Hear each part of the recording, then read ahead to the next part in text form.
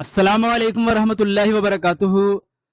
پچھلے ایپیسوڈ میں ہم نے فعل مضارع منصوب کے بارے میں پڑھا تھا اور یہ بتایا تھا کہ فعل مضارع کو منصوب کرنے والے حروف کو حروف ناصبہ کہا جاتا ہے۔ فعل مضارع مجزوم کیسے ہوتا ہے؟ فعل مضارع مجزوم ہوتا ہے حروف جازمہ کے داخل ہونے سے۔ جب فعل مضارع پر کوئی حرف جازم داخل ہوتا ہے تو اس کو مجزوم کر دیتا ہے۔ یہاں پر کچھ حروف جازمہ ہم نے لکھے ہوئے ہیں، لم، لما اور ان کے علاوہ بھی کچھ حروف جازمہ ہوتے ہیں، لیکن ان کے بارے میں تفصیل سے ہم حروف جازمہ کے بیان میں پڑھیں گے۔ آج کے بیان میں ہم یہ دیکھیں گے کہ کوئی حرف جازم جب فعل مضارع پر داخل ہوتا ہے تو اس میں کیا تبدیلی پیدا کرتا ہے۔ کوئی حرف جازم جب فعل مضارع پر داخل ہوتا ہے تو اس میں لفظاً اور معناً دونوں طریقوں سے تبدیلی آتی ہے۔ پہلے لفظاً کیا تبدیلی آتی ہے اس کو دیکھ لیتے ہیں۔ یہاں پر یہ فعل مضارع کی گردان لکھی ہوئی ہے، یفعلو، یفعلانی، یفعلون، یہ پوری گردان 14 صیغے یہاں پر فعل مضارع کے لکھے ہوئے ہیں۔ جب ان پر کوئی حرف جازم داخل ہوتا ہے تو جیسا کہ ہم نے بتایا تھا کہ اس گردان میں 9 صیغے ایسے ہیں جن کے آخر میں نون آتا ہے، اور ان 9 صیغوں میں 2 صیغوں کا نون یعنی جمع مؤنث غائب اور جمع مؤنث مخاطب کے جو آخر کا نون ہوتا ہے وہ نون اصلی ہوتا ہے، اور باقی 7 صیغوں کا نون نون اعرابی کہلاتا ہے۔ جس طرح حرف ناصب کے داخل ہونے سے 7 نون اعرابی گر جاتے ہیں، اسی طرح کسی حرف جازم کے فعل مضارع پر داخل ہونے سے 7 کے 7 نون اعرابی گر جاتے ہیں، لیکن جو نون اصلی ہیں وہ دونوں نون باقی رہتے ہیں۔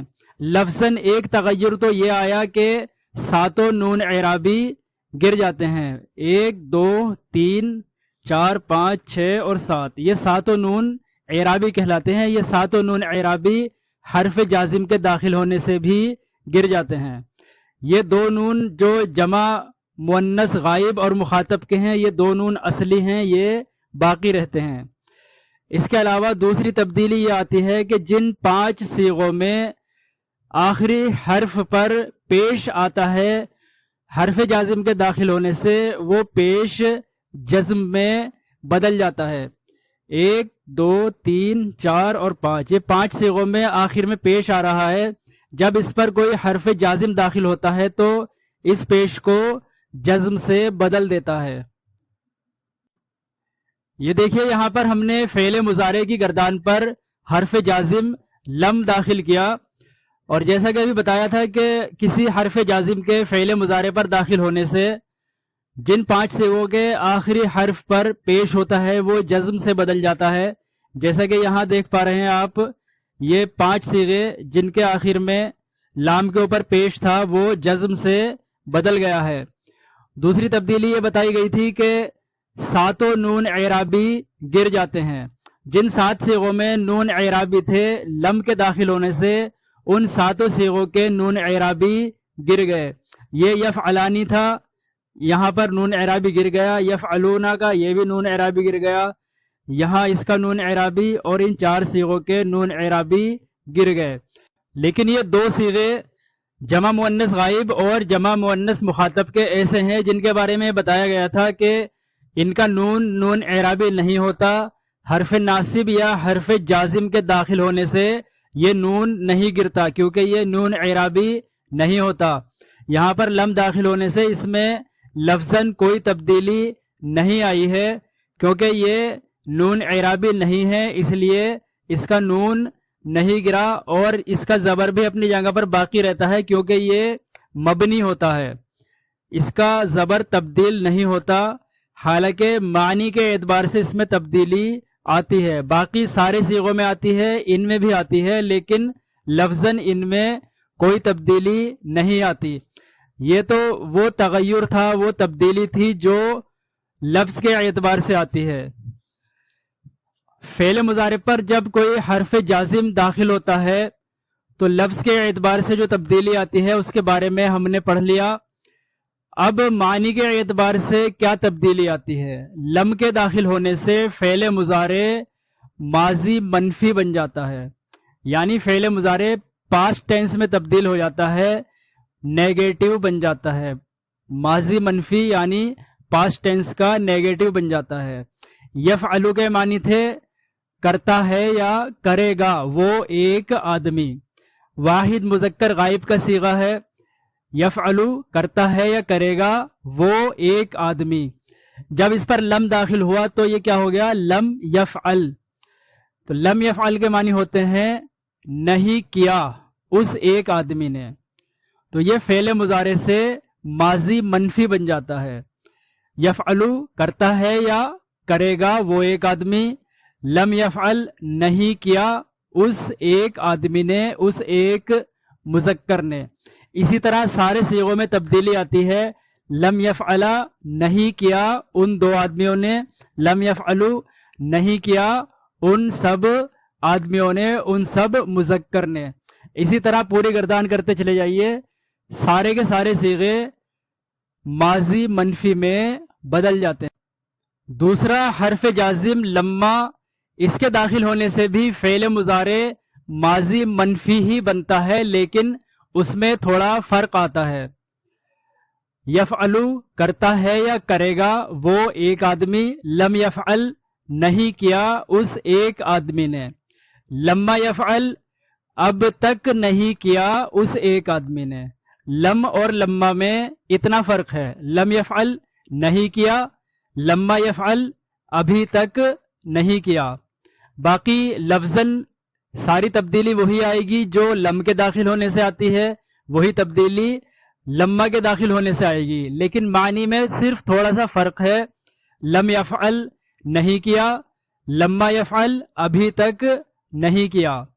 تو یہ فعل مضارع پر حرف جازم کے داخل ہونے سے جو تبدیلی آتی ہے اس کا بیان تھا۔ اب اس کے کچھ جملے دیکھ لیتے ہیں۔ فعل مضارع مجزوم کی کچھ مثالیں سمجھ لیجئے۔ پہلی مثال قرآن کریم سے ہے، وَرُسُلًا لَمْ نَقْصُصْهُمْ عَلَيْكَ۔ رسول جمع ہے رسول کی، رسول کے معنی ایک رسول اور رسول کے معنی بہت سارے رسول۔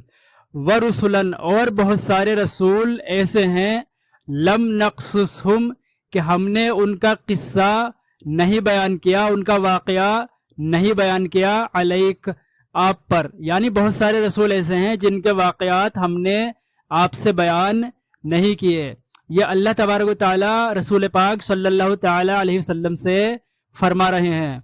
یہاں پر حرف جازم لم ہے، لم کے داخل ہونے سے نقصص، یہ دوسرا سواد جو ہے اس کے اوپر جو جزم آ رہا ہے وہ اس لم کی وجہ سے آ رہا ہے۔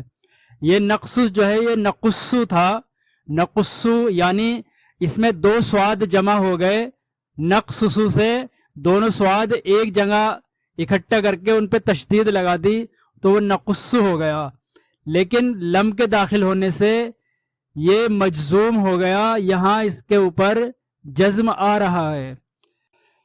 اس کی دوسری مثال بھی قرآن کریم سے ہے، لم يدخلوها وهم يطمعون، وہ اس میں داخل نہیں ہوئے اور اس کی طمع، اس کی امید رکھتے ہیں۔ یہ اللہ تبارک و تعالی اصحاب الاعراف کے بارے میں فرما رہے ہیں۔ لم حرف جازم ہے جیسا کہ ابھی پڑھا ہے ہم نے، اور یہ یدخلو، یہ یدخلون تھا، یہ جمع مذکر غائب کا صیغہ ہے، یدخلون، کیونکہ یدخلون کا نون نون اعرابی تھا، اس لیے لم کے داخل ہونے سے اس کا نون اعرابی گر گیا، اور لفظاً تو یہ تبدیلی آئی ہے کہ اس کا نون اعرابی گر گیا، معنی کے اعتبار سے یہ تبدیلی آئی ہے کہ یہ ماضی منفی بن گیا، جیسا کہ ابھی بتایا گیا تھا، لم یدخلوہا، وہ اس میں داخل نہیں ہوئے، یہ ماضی منفی بن گیا فعل مضارع لم کے داخل ہونے سے۔